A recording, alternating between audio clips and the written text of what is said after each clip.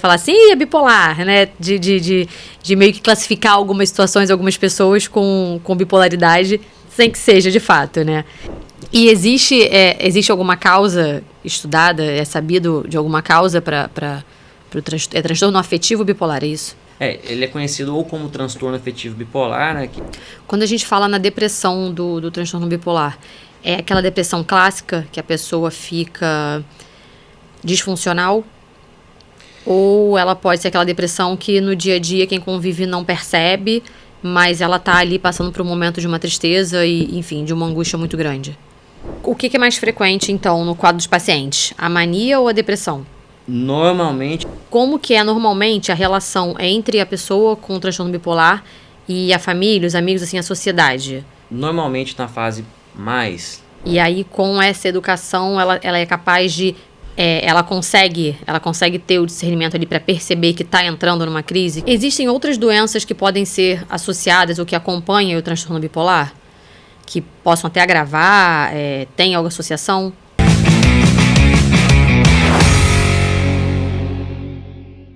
Olá, sejam todos muito bem-vindos a mais um podcast da Wi-Fi. Meu nome é Fernanda Rocha.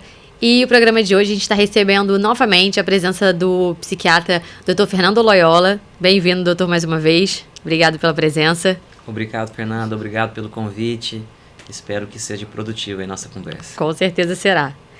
E o programa de hoje a gente vai falar sobre um outro tema que também é bem procurado, tá bem alta também, né? Sobre a gente tem abordado. Acho que até que a gente aborda da maneira errada, a gente tem o hábito, às vezes, de falar da maneira errada, que é o transtorno bipolar. Né? A gente tem até alguns vícios de linguagem, de falar assim, é bipolar, né? De meio que classificar algumas situações, algumas pessoas com bipolaridade, sem que seja de fato, né? Então vamos entender um pouquinho sobre o que é esse transtorno hoje. O transtorno afetivo bipolar é totalmente diferente do que o imaginário comum imagina que seja. Né? Todo mundo acha que o transtorno bipolar é eu tô feliz e do nada eu tô triste. Aquela oscilação de humor, assim. Isso. E isso não tem nada a ver com o transtorno bipolar. Se essa oscilação for no nível patológico, disfuncional, pode estar mais relacionado a um transtorno de personalidade do que propriamente um transtorno do humor. Uhum. Temos alguns transtornos de personalidade que uma das características é justamente o baixo limiar da frustração. E nesse baixo limiar da frustração, a pessoa pode ir do céu ao inferno rapidamente. Só que normalmente sempre tem um motivo, essa oscilação, quando é mais relacionado ao transtorno de personalidade. Tem a oscilação normal também, que acontece. Tem a oscilação relacionada ao ciclo menstrual. Mas tem uma oscilação do transtorno bipolar.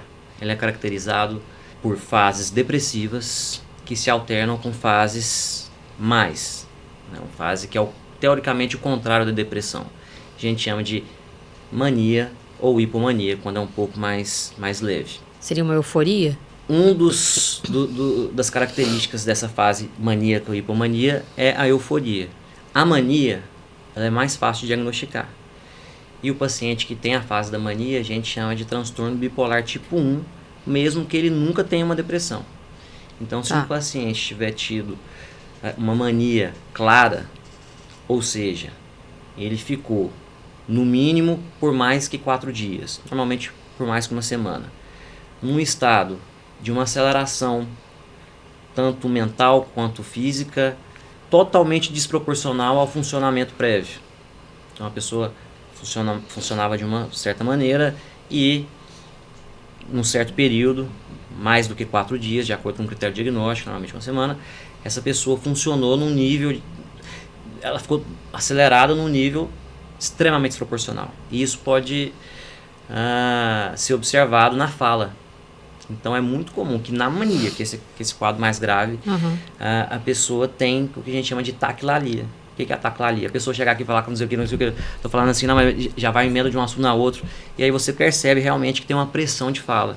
É como se você pegasse um êmbolo, né, de uma seringa, quando você aperta, sai todo o conteúdo, e isso a gente consegue observar pela fala dela. Como não se tivesse... só a velocidade com que ela fala, mas como emenda um assunto no outro, aquela coisa meio sem respirar, sem dar... Isso, né? Ela tá com pressão de fala, parece que tem alguém pressionando a fala dela para sair, e isso acaba gerando uma fala muito rápida. E quando gera uma fala muito rápida, pode também acontecer o que a gente chama de arborização do pensamento. Isso acontece num grau normal, dependendo se você está animado ali, feliz. Você pode estar falando sobre um assunto e depois emenda outro assunto, um assunto no outro. Mas na mania, isso chega a ser chocante para quem conversa. E dependendo da gravidade, você acha até que é algo até mais grave, um problema mais grave. Mas a pessoa tem uma arborização do pensamento que você não consegue entender nada com nada. Tem até alguns vídeos famosos, né, que viraram memes aí da internet, da pessoa numa mania franca que você não consegue entender nada com a pessoa.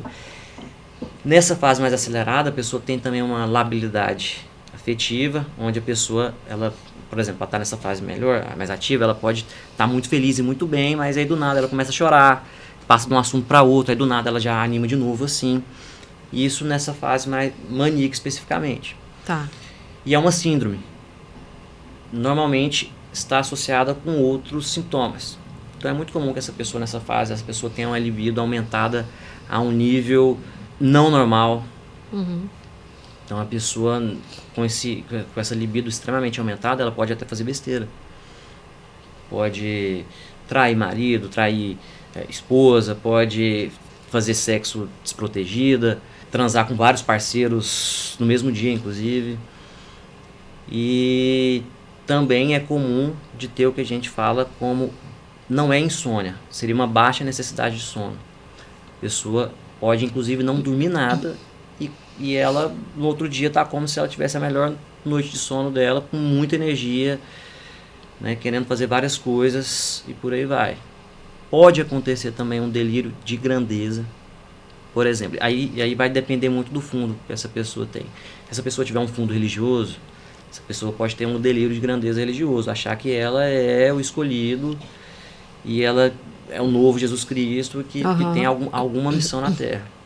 Ou então a pessoa tem a questão financeira de sonhar em ser muito rica e as pessoas podem achar que teve uma grande ideia e montar uma empresa que vai dar super certo do nada e investir, fazer diversas dívidas.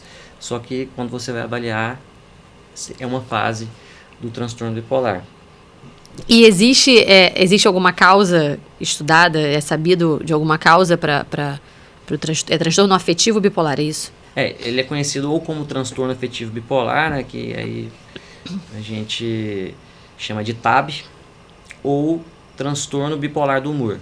Então, é um transtorno que está no capítulo dos transtornos do humor, assim como a depressão. E a causa, ela é multifatorial, mas o fator genético, ele tem uma importância muito grande no transtorno bipolar. Inclusive, figura como um dos maiores, o que tem a maior influência genética é o transtorno afetivo bipolar. Por exemplo, gêmeos idênticos. Se um for diagnosticado com esquizofrenia, por exemplo, a chance do outro ter esquizofrenia também é cerca de 50%. No transtorno bipolar, essa chance já vai para 80% a quase 90%. Então tem uma relação genética muito importante. E, inclusive, quando a gente vai investigar a possibilidade desse diagnóstico, a gente tem que perguntar sobre a história familiar. Saber se teve casos de suicídio na família, ou outros casos que não foram diagnosticados, mas a pessoa fala assim, nossa, não, meu tio lá, ele tem fases que ele bebe muito e causa muitos problemas, e aí depois fases ele melhora, ou então depressões muito severas, que as pessoas tentam fazer tratamento com antidepressivos comuns e não melhoram. E aí esse fator familiar é muito importante e normalmente existe, normalmente tem. Quando não existe, a gente enfraquece essa possibilidade diagnóstica, mas é possível, de toda forma. Você chegou a falar do suicídio, né?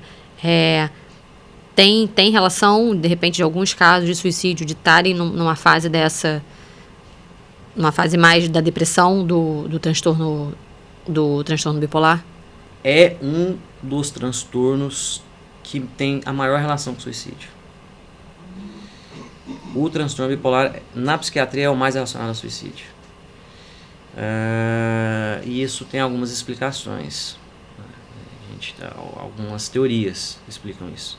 A primeira teoria é que é um transtorno que não é muito conhecido, a parte médica, né? O que é esse transtorno?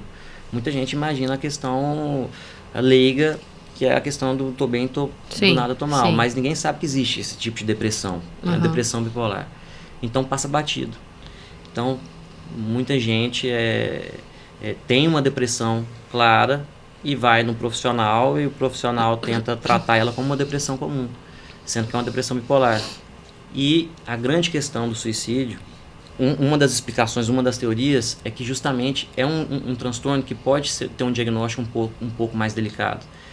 Então tem alguns estudos aí que demonstram que para uma pessoa que tem um transtorno bipolar, normalmente não que tenha a mania, que tenha a hipomania, a gente chama de transtorno bipolar tipo 2. As pessoas demoram cerca de 18 anos para ter esse diagnóstico. É muito tempo, né? Muito tempo. E essas pessoas ficam aí durante muitos anos em fases depressivas, tratando com antidepressivo. E o antidepressivo para a depressão bipolar, ele pode piorar a situação.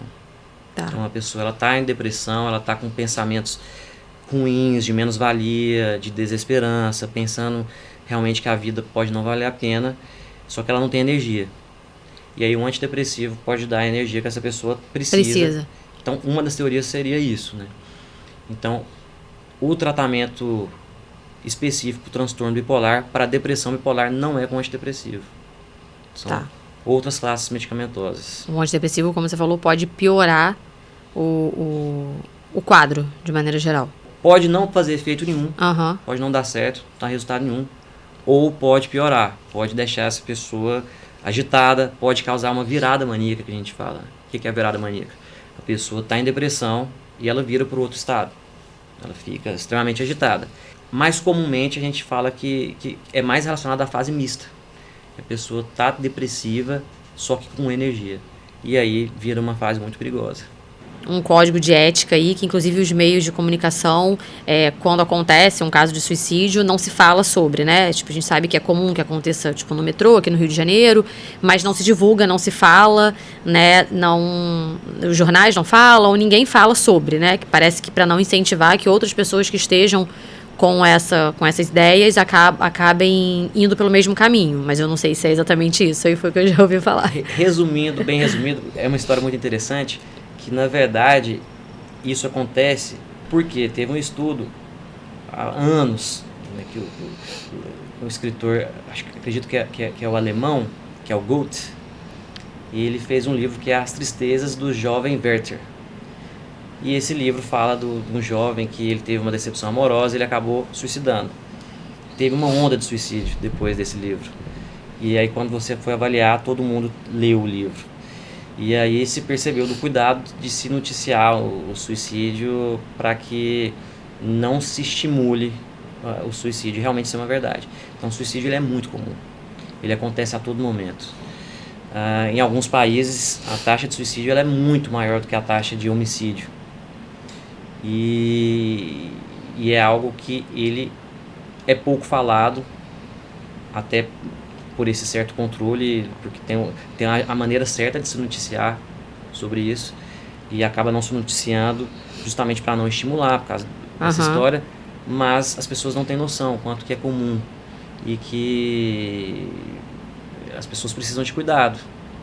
Essas fases, costuma ter um período, um exemplo, costuma ficar um mês num período mais depressivo, aí depois passam uns 2 meses e mais um mês num estado mais de mania, né? Ou não tem essa relação muito de tempo de cada ciclo? Depende do quadro da pessoa. Então, por exemplo, o transtorno bipolar tipo 1 é o que tem a mania. Então essa pessoa não precisa nem ter nenhuma depressão na vida dela. Se ela tiver tido um quadro de mania clássico, ela já tem um diagnóstico. É uma doença crônica, ou seja, assim como pressão alta e diabetes, essa pessoa vai precisar de tomar remédio o resto da vida. Caso ela não faça o tratamento adequado, essa pessoa pode ter inúmeras crises maníacos ou depressivos durante a vida. No transtorno bipolar tipo 2, que é onde não chega na mania, mas a pessoa tem uma hipomania, que é muito mais difícil de diagnosticar, é mais comum que a pessoa tenha mais depressões. Tá. Então, no transtorno bipolar tipo 2, é muito comum que a pessoa tenha mais o polo negativo, que a gente fala. A gente também diferencia isso. Você tem um transtorno bipolar, mas qual é o seu... Seja 1 ou seja 2, tipo 1 ou tipo 2. Mas tem pacientes que têm um polo mais negativo, e aí isso vai ser importante a gente diagnosticar, porque terão escolhas medicamentosas mais interessantes. E tem as pessoas que têm um polo mais positivo, que são pessoas que entram mais em hipomania ou mania, que também têm escolhas medicamentosas mais interessantes. E a questão da oscilação, se é determinada, se ela vai ficar um mês em depressão e depois um mês em mania, não é muito assim, não. Então, é normal, é mais comum a pessoa que tem mais polo negativo. Então, como uma pessoa vai ter uma depressão, ela melhora. Inclusive, pode melhorar sem tratamento nenhum. Normalmente ela fica em um mês depressiva, 2, 3, inclusive pode ficar mais tempo em depressão, 1 ano. E aí ela melhora para o funcionamento basal dela. E aí ela tem outra depressão, pode ter 3 depressões, aí do nada ela tem um quadro de maior aceleração. E por aí vai, mas não é bem matemático aí essa divisão. E tem também um outro tipo, alguns chamam de ciclotimia, né, que seria uma depressão bipolar um pouco mais leve, que teria uma oscilação menor em intensidade, só que mais duradoura e uma oscilação mais evidente. Quando a gente fala na depressão do transtorno bipolar, é aquela depressão clássica que a pessoa fica disfuncional? Ou ela pode ser aquela depressão que no dia a dia quem convive não percebe, mas ela tá ali passando por um momento de uma tristeza e, enfim, de uma angústia muito grande? Nós temos algumas estratégias para poder identificar melhor uma depressão, para saber se tem maior chance de ser uma depressão bipolar ou uma depressão unipolar. Na maioria dos casos, o primeiro episódio depressivo vai ser uma depressão, a gente vai considerar como se fosse uma depressão comum, uma depressão unipolar. Então a pessoa, vamos supor que ela vai abrir o quadro lá para os seus 30 anos, ela nunca teve nenhum diagnóstico prévio e abre com uma depressão. Então, na maioria dos casos, a gente vai avaliar aquilo, vai considerar como uma depressão comum mesmo. Mas temos alguns sinais que nos sinalizam. Por exemplo, se a pessoa abriu o quadro com 30 anos, mas a mãe e o pai têm história de transtorno bipolar, aí sim a gente já vai considerar aquilo um transtorno bipolar, a gente não vai considerar um transtorno depressivo maior, unipolar. Ou uma depressão pós-parto. A depressão pós-parto, se a pessoa teve uma depressão pós-parto e outros episódios depressivos durante a vida, é importante a gente considerar a possibilidade do transtorno bipolar. Pode ser uma depressão clássica, com sintomas idênticos à da depressão unipolar, mas uma pessoa que tem uma depressão bipolar, ela pode ter tanto uma depressão considerada mais próxima de uma depressão melancólica ou considerada mais próxima de uma atípica. Só que os teóricos, os estudiosos apontam na possibilidade do transtorno bipolar ter uma característica mais atípica. Qual a diferença? Na depressão melancólica, a pessoa não tem muita reatividade do humor. A anedonia, ou seja, a dificuldade de sentir prazer na melancólica, ela é muito importante, ela é evidente, substancial. Até inclusive, em coisas do dia a dia que faziam ela se alegrar normalmente, ela não consegue mais ver sentido naquilo. Coisas do dia a dia. Inclusive, é possível ter depressão sem ter tristeza. Se a pessoa tiver anedonia, que é a dificuldade de sentir prazer das coisas que normalmente alegravam ela, não alegrar mais. A pessoa pode ter um quadro depressivo sem estar triste. Então, a pessoa, não, mas eu não estou triste, eu não sou triste. Mas a pessoa apática, nada dá prazer nela, aí já tem outros sintomas envolvidos. Mas na melancólica ela é mais relacionada à anedonia, é relacionada à insônia, principalmente uma insônia terminal. Está um pouco mais relacionada à perda do apetite. E a pessoa não tem muita reatividade do humor. O que é isso? A pessoa está depressiva, mas alguém fala alguma coisa para ela que normalmente a pessoa iria se alegrar minimamente, a pessoa normalmente ela não se alegra. Ela muito apática, visivelmente abatida. Na depressão atípica, que pode estar mais relacionada ao transtorno bipolar, a pessoa pode ter sim uma reatividade do humor. Então a pessoa está triste, está depressiva, está pensando, tem ideações suicidas, mas ela se alegra, brinca, chega na consulta aqui, assim, ela fala em um tom jocoso, um tom de brincadeira, dá um riso ali, dá um sorriso. Então ela tem a capacidade de reagir, sim, né? E qual é a diferença entre o transtorno bipolar e o borderline? Tem uma diferença importante, apesar da possível comorbidade. Uhum.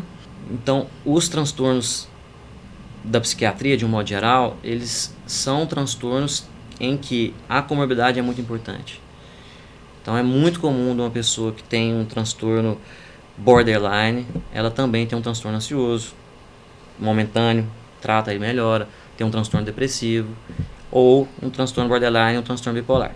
Mas a diferença, basicamente, é que o transtorno borderline é um transtorno de personalidade. O transtorno bipolar é um transtorno do humor. Transtorno de personalidade, ele começa a se manifestar ali no início da vida adulta, durante a fase da adolescência, já dá alguns sinais ali no início da adolescência, por aí. Mas a gente só pode falar de um diagnóstico fechado depois dos 18 anos.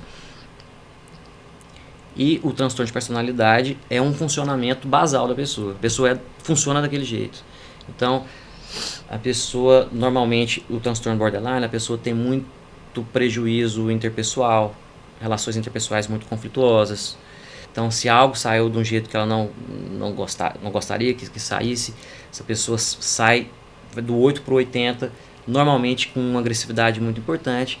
E outros sintomas associados, como relação com a autoimagem com muito conflito e muita tentativa de suicídio na impulsividade, né? Assim, a pessoa não é que ela tem aquela ideação suicida de uma pessoa mais depressiva, que ela tem um pensamento que ela talvez tenha um valor menor que as outras pessoas, mas a pessoa naquela impulsividade ela tenta se matar sem querer realmente se matar.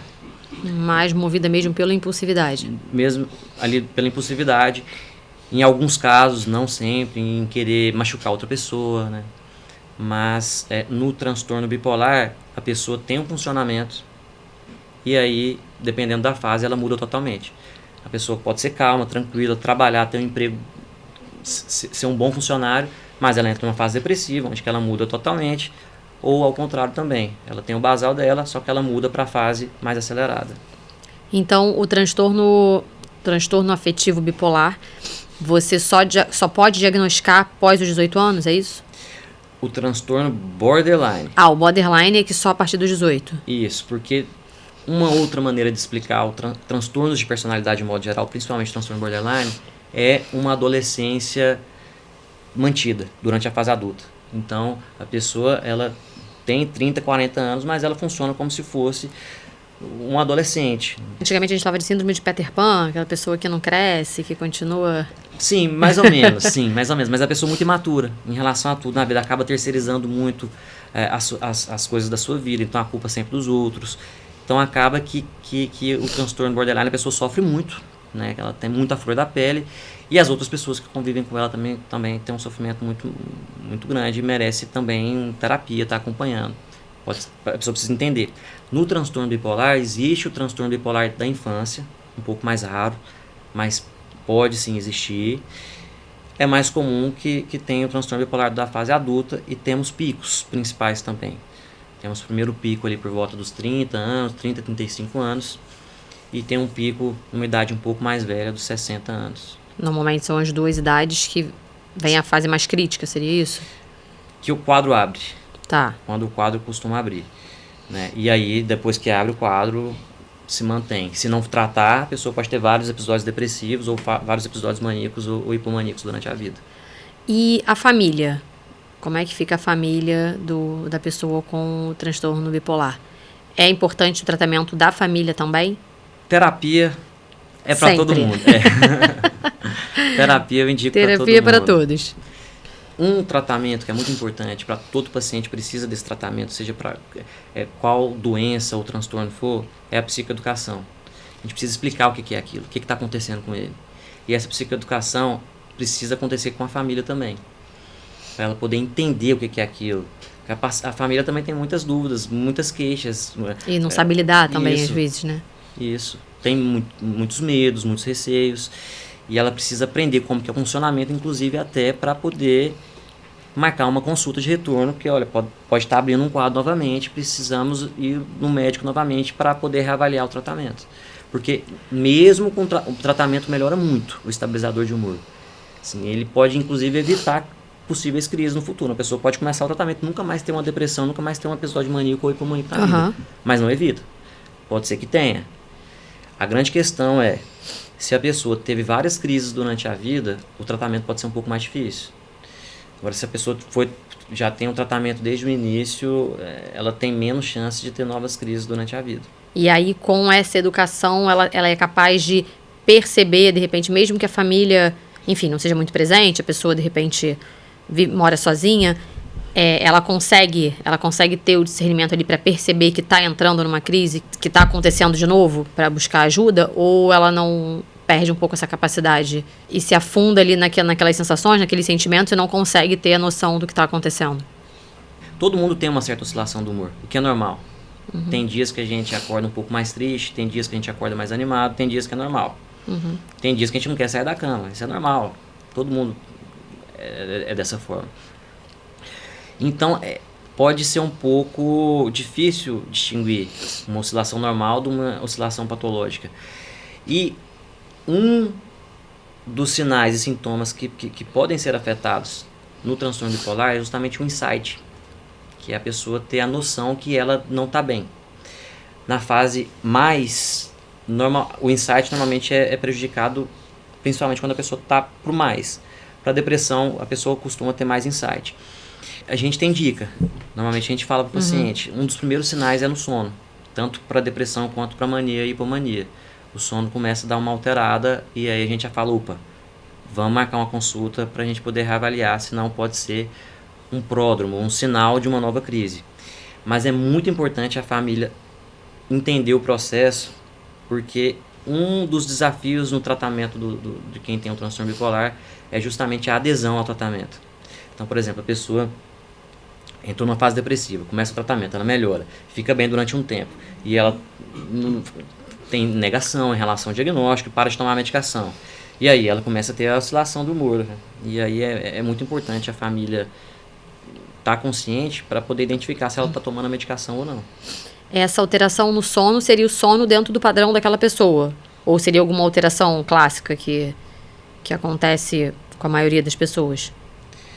Normalmente, quando a pessoa está entrando na fase mais acelerada, a pessoa tem uma redução da necessidade do sono.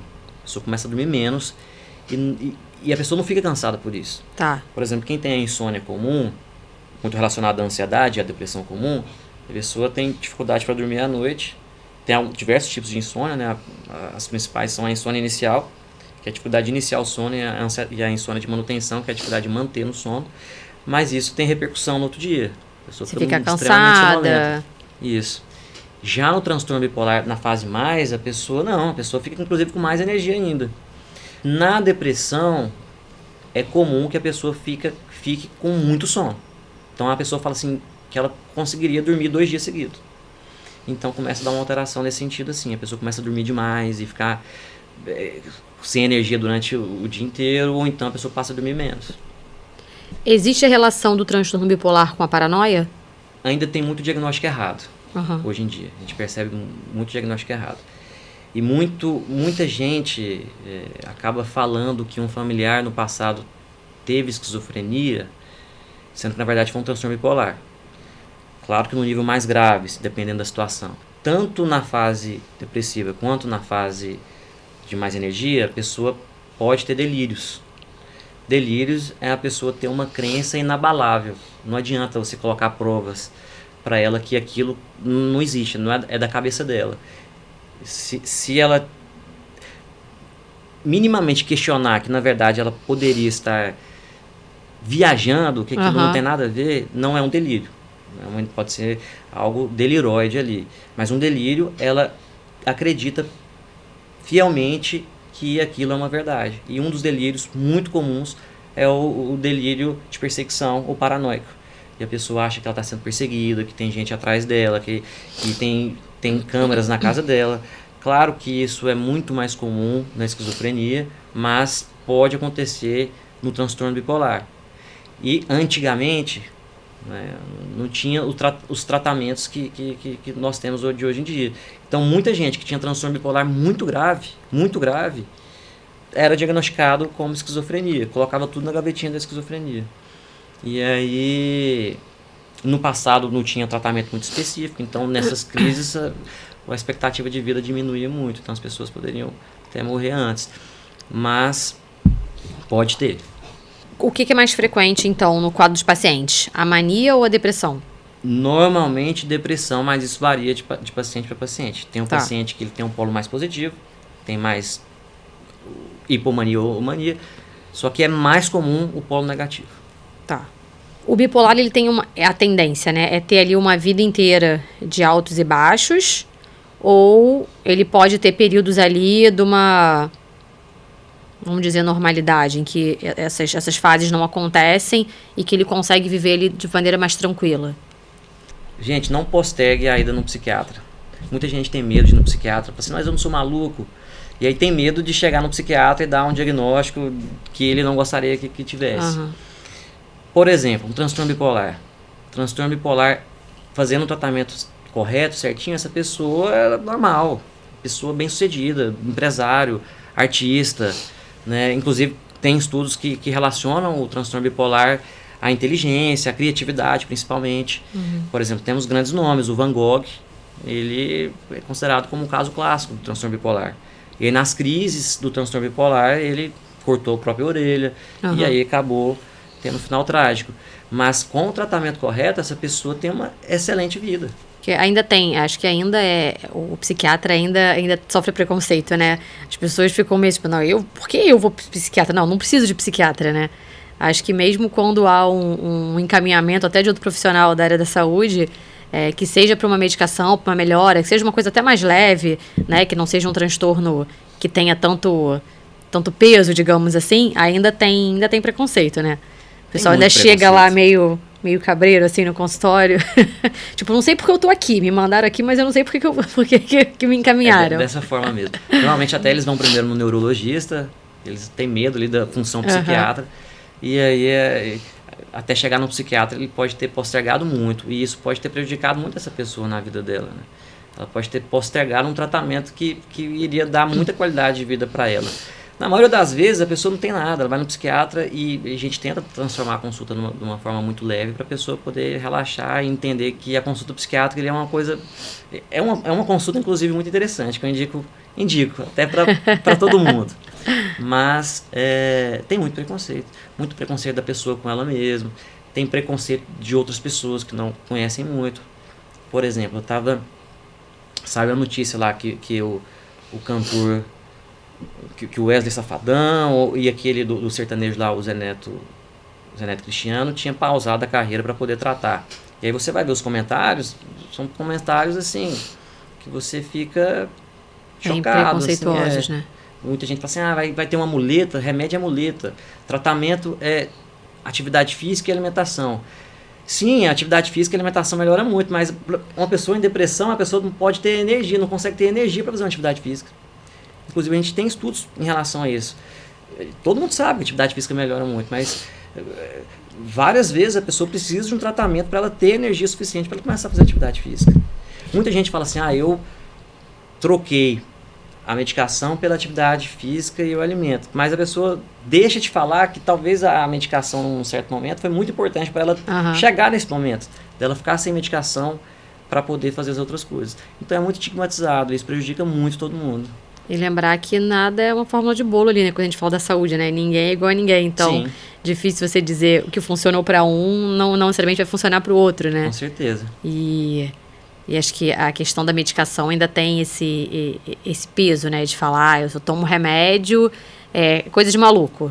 né? Que ainda carrega um pouco desse estigma aí. Mesmo se falando mais hoje sobre saúde mental, mas ainda tem pouco não, tem bastante preconceito, né? Sobre falar que você se medica, que você toma alguma coisa, que você sofre de ansiedade. Acho que mesmo ansiedade, Sim. que é algo muito mais comum, acho que as pessoas ainda têm dificuldade de falar quando faz uso de algum medicamento, né? Quando faz algum tratamento, assim, já fica com medo do julgamento. E a medicação, quando ela é bem indicada, quando ela tem uma boa indicação, na verdade a medicação vai ser justamente para que a pessoa não fique maluca. É ao contrário, né? A medicação, na verdade, vai trazer a qualidade de vida, vai fazer com que a pessoa fique mais estável, e não somente qualidade de vida para ela, né? Para quem convive com ela, né?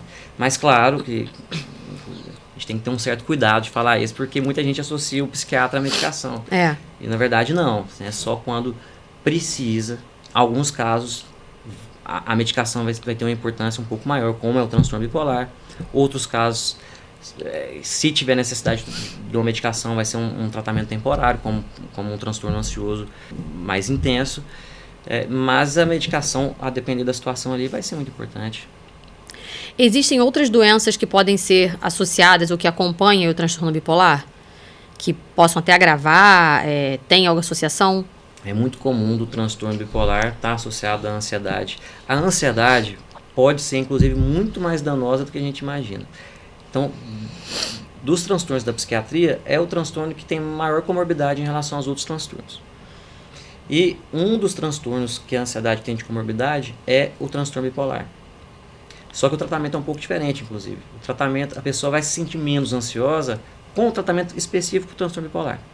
Outro transtorno que é muito associado é o TDAH. Muito associado o TDAH, o transtorno bipolar. E aí tem aquela questão, né? Muita gente fala que é uma associação verdadeira, que a pessoa tem um transtorno bipolar e também tem um déficit de atenção, um TDAH, ou que fala que são dimensões diferentes do mesmo problema, ou que o TDAH, na verdade, é uma soma dos sintomas prodrômicos iniciais de um possível transtorno bipolar posterior, e por aí vai. E não somente transtornos da psiquiatria, está relacionado a outros transtornos médicos. Então, quem é transtorno bipolar e não tem um cuidado, essa pessoa pode ter uma vida totalmente errática.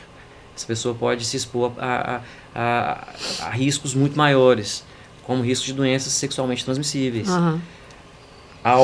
alcoolismo. Então essa pessoa pode ter uma relação com as drogas totalmente disfuncional, desproporcional. E essa pessoa pode acabar se afundando nas drogas. Então tem outras situações também que pode estar ter uma maior relação. E a falta de adesão que acontece com as medicações da terapia, do tratamento do transtorno bipolar, ela acontece com as outras medicações também. Então, essa pessoa, nessa oscilação das fases aí, a pessoa deixa de tomar remédio para pressão, deixa de tomar remédio para diabetes e acaba prejudicando outras áreas da vida ali. Sim. Você chegou a falar, a gente falou que pode, em caso de mulheres que tiveram depressão pós-parto, né, se tivesse outros quadros de depressão, isso aí poderia também estar associado ao transtorno bipolar. No pós-parto, tem ali a parte do período do puerpério, né, que tem essa oscilação hormonal e que muitas mulheres ficam deprimidas, né, pode ter um baby blues. Como que identifica se é ali uma questão só hormonal que vai passar com o tempo ou se é uma questão que pode se agravar e pode levar a algo mais sério que mereça mais atenção? A oscilação no pós-parto, ela é esperada, né? O período do puerpério, a oscilação hormonal, ela é esperada. Então, é comum que aconteça aqueles dias difíceis. Pode ser de uma forma mais intensa, o blues puerperal, mas pode ser uma forma muito patológica, um transtorno depressivo pós-parto. É numa intensidade muito maior. É uma síndrome, é uma soma de sintomas. Né? A pessoa passa a ter prejuízo no sono, na alimentação, na cognição, na atenção. Né? A pessoa pode ter pensamentos irreais e inclusive sintomas psicóticos. A pessoa pode escutar vozes e pode acreditar, ter delírios, né, em algo que não é real. Mas isso dura mais tempo do que uma reação normal do pós-parto e uma intensidade um pouco maior. E aí a gente tem que ter um cuidado maior em relação a isso, né? Tem que conversar, ter uma conversa próxima com o obstetra do paciente para poder ter a melhor escolha, porque as medicações também serão importantes. As medicações, se está amamentando ou não. Tem um problema do transtorno bipolar na gestante, né? Na gestação.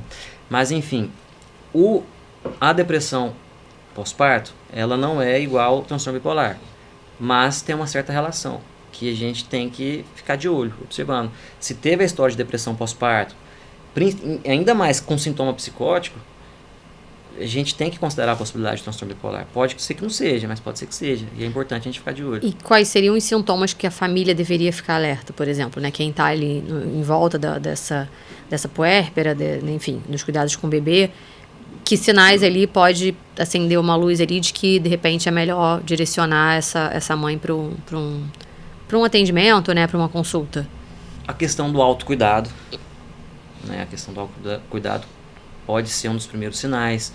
E essa questão do autocuidado já em relação ao cuidado com o bebê, o recém-nascido. O profissional que está acompanhando a gestante logo depois ali do parto, ele precisa estar muito consciente em relação a isso. Não só o médico, né? As enfermeiras, ali logo na sala de parto mesmo, ali, como que ela está reagindo, se ela vai querer amamentar ou não. São coisas sutis, assim, simples. Mas se tiver perdurando durante um período ali, 5 dias ela não melhorou, 7 dias, já não está tendo cuidado, não quer amamentar a criança, é normal não querer amamentar a criança nos primeiros dias. Mas isso de repente uma repulsa pela criança. Isso. E aí ela começa a ter pensamentos que a criança acabou com a vida dela e que foi a pior coisa da vida dela.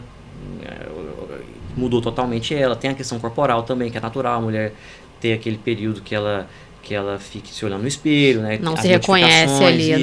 Mas se a pessoa começa a ter comportamentos de risco, com pouco autocuidado, isso merece atenção. Na verdade, a atenção merece já com os mínimos detalhes, né? É importante a gente excluir possibilidades.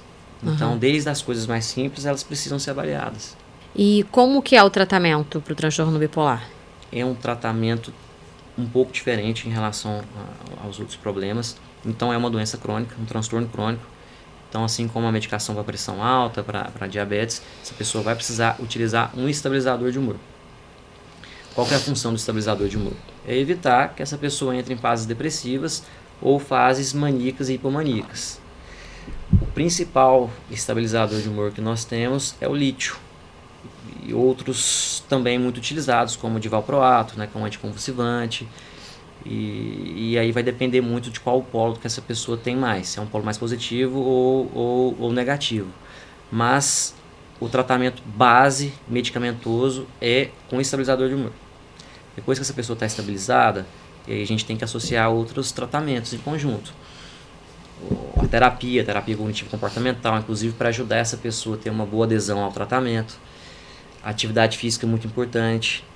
Evitar, por exemplo, tenho amigos que são médicos e têm o diagnóstico de transtorno bipolar. Eles não podem dar plantão noturno, porque aquela oscilação ali, esse sono desregulado pode inclusive abrir um quadro. E aí essa pessoa tem que ter esse cuidado, ter uma vida mais regrada, evitar álcool, evitar drogas, né? Inclusive, se essa pessoa tiver um polo muito ativo, inclusive o próprio café, a gente tem que ter um uso racional. Em algumas pessoas eu contraindico, falo assim, você não pode tomar café. Né? Não vai ser a grande maioria, mas se essa pessoa tiver esse polo de muita mania, a gente tem que reavaliar tudo. Mas com o tratamento ótimo, essa pessoa estável, a gente tentar influenciar essa vida super regrada. Dormir no horário certo, acordar mais ou menos no horário certo, comer bem, né? Não utilizar drogas. Evitar qualquer situação que fuja ali muito da rotina para evitar que esses picos aconteçam. Sim. Tudo que Inclusive tem alguns teóricos que apontam, né, explicam uma possibilidade do transtorno bipolar como uma alteração do ritmo circadiano, que é a questão lá que você dorme mais ou menos no mesmo horário, acorda mais ou menos no mesmo horário, e se você começar a ter um prejuízo no seu ritmo normal do sono ali, pode prejudicar o quadro. Acho que uma situação importante de se falar também sobre o tratamento do transtorno bipolar é que o tratamento base é o estabilizador de humor. Mas essa pessoa pode chegar no consultório numa fase depressiva. E aí a gente tem que fazer o tratamento específico e voltado para a fase depressiva do transtorno bipolar, que não é com antidepressivo. Tá. Então a gente tem que escolher algumas medicações específicas para a fase depressiva e também isso acontece para a fase mais, né? Tem medicações específicas. E a grande situação é o estabilizador de humor. Quando não é tratado, está relacionado a demências, a gente chama de neuroprogressão do transtorno bipolar. Então, a oscilação do humor, ela não causa repercussão apenas na vida atual do paciente. Se não for bem tratado, fica mais difícil de tratar, fica mais difícil de estabilizar o humor e gera um prejuízo cognitivo, né? A gente chama de neuroprogressão do transtorno bipolar. A médio e longo prazo médio e longo prazo, com certeza, está associada a uma degeneração cognitiva.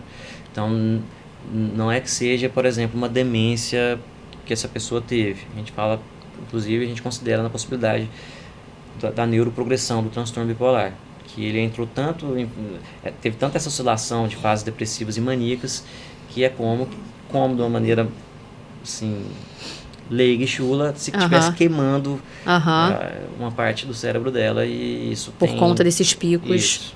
Isso e vai degradando ali e acaba entrando num processo de demência que de repente ele não faria se não fossem esses quadros. Sim. E o tratamento do lítio, com lítio especificamente, ele está associado, o lítio para o transtorno bipolar, ele é neuroprotetor. Então, pessoas que fazem um tratamento com lítio, eles têm uma neuroproteção que inclusive fica num nível até melhor até com quem não utiliza lítio e que não tem transtorno bipolar. Então o lítio ele tem essa capacidade de ser neuroprotetor. Muita gente tem até utilizado o lítio, assim, claro, em doses subterapêuticas, pensando nessa possibilidade. Não tem evidência científica nenhuma para isso, mas o lítio é uma medicação que revolucionou o tratamento para o transtorno bipolar. A gente não utiliza ele só para o transtorno bipolar, a gente utiliza ele para várias situações, mas ele é uma medicação que ele consegue diminuir as ideações suicidas de maneira muito importante, e o lítio é revolucionário. E a melhor medicação, considerada a medicação mais eficiente para o transtorno bipolar, tanto no Brasil, na China, no Japão, e é uma medicação barata. Claro que tem que ser acompanhada, tem algum certo cuidado com quem usa o lítio, só que é uma medicação que revolucionou. E normalmente quem procura a ajuda do especialista? É a própria pessoa, ou é a família, ou alguém que faz parte do convívio? O primeiro quadro, o quadro inicial, quando a pessoa nunca teve nenhum problema, pode ser que a pessoa postergue. E aí a pessoa acaba sendo influenciada muito pelos familiares, né, a irem na consulta. Depois de um tempo, quando o paciente já está mais consciente em relação ao problema, ele começa a identificar. Mas, por exemplo, há casos que o diagnóstico, essa pessoa não teve diagnóstico até hoje. Atendi na semana passada. O paciente, ele, numa fase depressiva, com um pensamento muito negativista, que vai dar errado, um pensamento de ruína, que ele nasceu para dar errado a vida dele. E nessas fases de oscilação, ele abandonou os concursos públicos dele. Inclusive, fechando o diagnóstico, é possível também avaliar com advogado essas questões que a pessoa acabou tendo atitudes durante a crise, pode ser reavaliada. Por exemplo, uma reabsorção no serviço público que o paciente abandonou.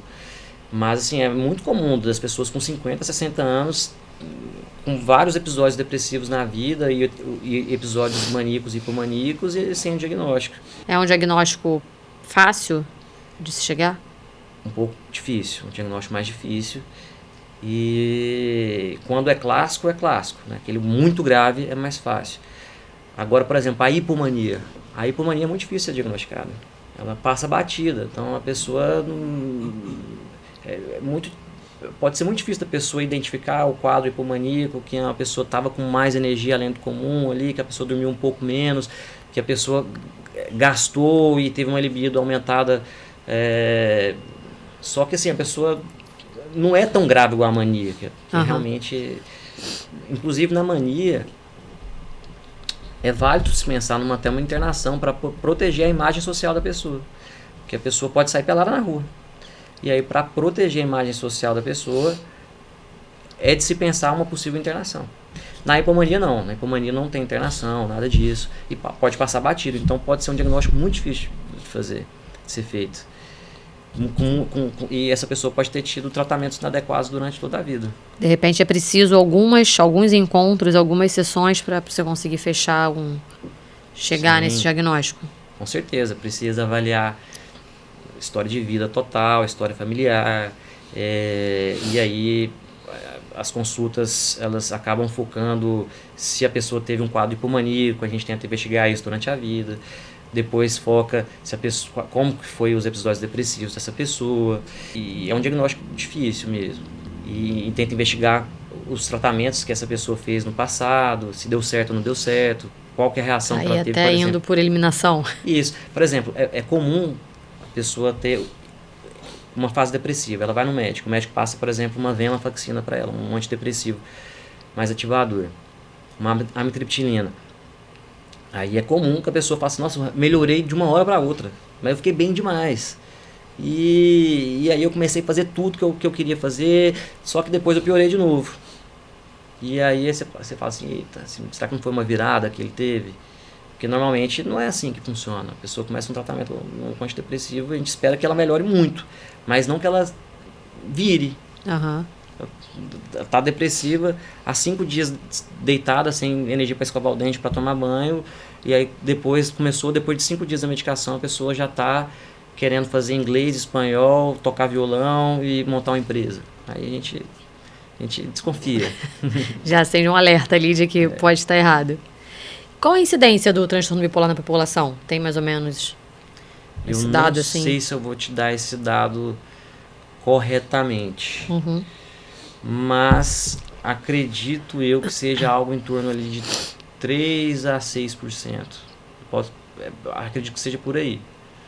Como que é normalmente a relação entre a pessoa com o transtorno bipolar e a família, os amigos, assim, a sociedade?